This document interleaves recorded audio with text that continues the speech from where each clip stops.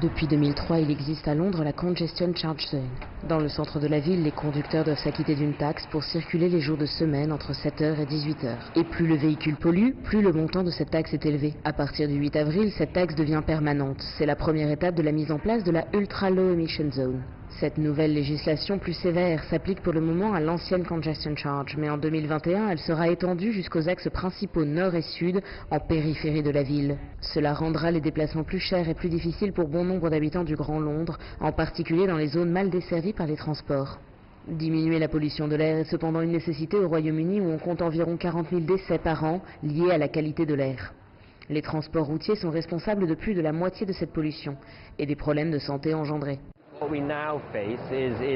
Nous faisons face en ce moment à une saturation et on voit donc des cas d'enfants avec des problèmes respiratoires.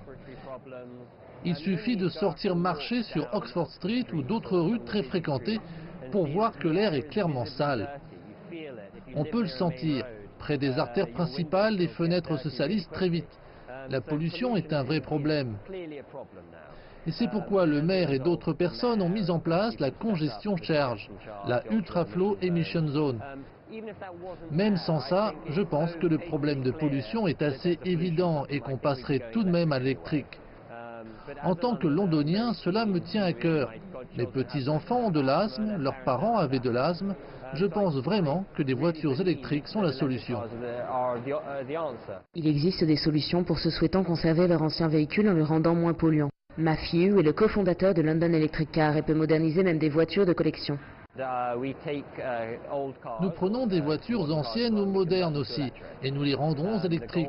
Notre but est d'essayer de réduire le taux de pollution à Londres, et nous pensons que c'est également un moyen d'arrêter d'envoyer des milliards de voitures, 37 millions au Royaume-Uni, à la décharge à cause du tournant vers l'électrique.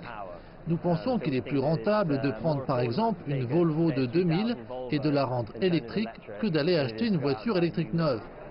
En général, il faut compter un budget d'environ 20 000 livres pour une conversion décente. Nous offrons des moins chers qui peuvent descendre jusqu'à 14 000 livres pour des voitures au kilométrage plus bas. La zone urbaine à ultra faible émission de Londres entre en vigueur le 8 avril 2019 dans la continuité des politiques nationales et régionales contre la pollution. C'est une nouvelle victoire dans la lutte pour un air plus propre dans les grandes villes d'Europe.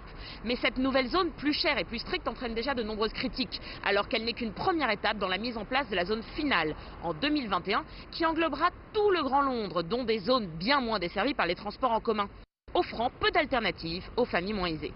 Vivre dans la capitale, qui est déjà l'une des plus chères d'Europe, est en train de devenir un luxe que de moins en moins de Britanniques pourront s'offrir.